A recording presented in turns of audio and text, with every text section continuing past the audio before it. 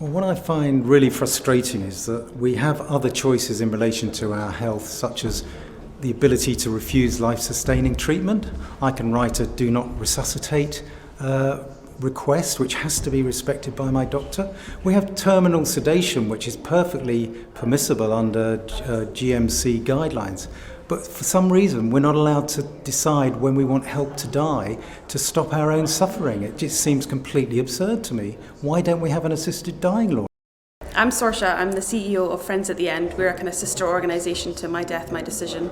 I'm a medical doctor by profession, and I believe strongly in choice at all stages of life. We have so many choices in our lives, but we have very little choice at the end of life. So very much support a change in legislation, and in Scotland we've got a bill coming through Parliament at the moment, which I'll be talking about later today. The dying law for me is fundamentally about autonomy. It's about choice. There's so much choice in life. I can choose what I eat, I can choose what I do.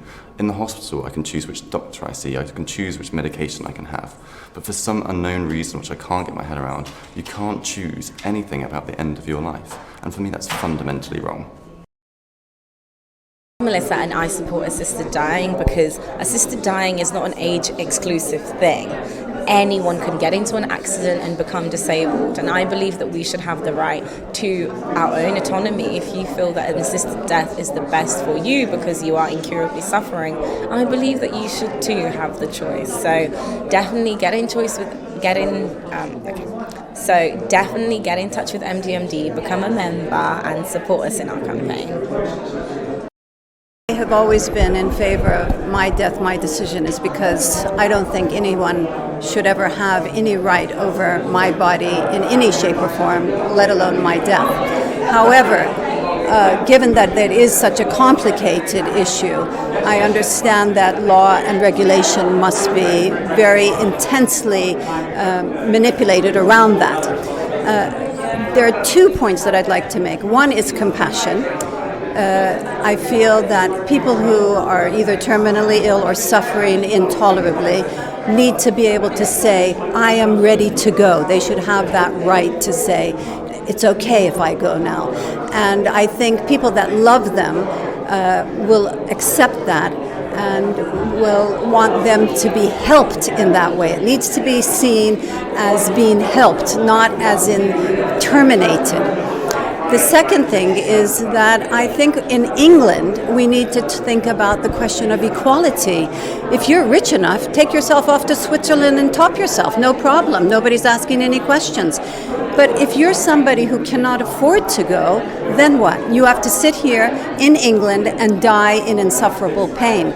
My mother died with Alzheimer's, and in her very occasional lucid moments, she used to say to me, please kill me. And I'd say, Mom, you want me to go to jail? And she would say, no. But really, at the bottom of it, she would have wanted that right to die. And instead, she was put into a, whatever they called it, a coma, a medicated coma. And she passed away without being able to really say goodbye to any of us in the way she wanted to. So the question for me is not why I would want assisted dying. The question is why I would not want assisted dying. Well, I guess when we think about life and how we live it, we choose how we live. We choose, where we go to work. We choose who we marry. We choose to have kids or not. We choose where we go on holiday. And that hopefully leads to a really good life. But what we don't seem to have is a right to choose the way in which we die. And sadly, when people have a serious condition, a terminal illness, that death can be very painful, it can be slow and very distressing, not only for them but for their families. So while they've had a good life, they can't have a good death. And I think that you have the right to choose assisted dying, surrounded by your loved ones, your friends, and you can choose to die in a good way. And I think that those both choices in life and choices in death should be equal.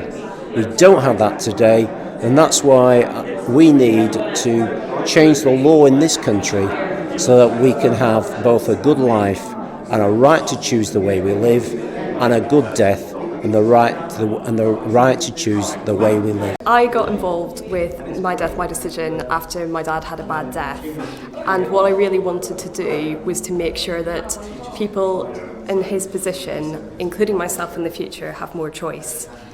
I think it's been a really good thing to get involved with. I've met so many brave people, and my way of looking at it is that it's my life, it's going to be my death, and it should be my decision.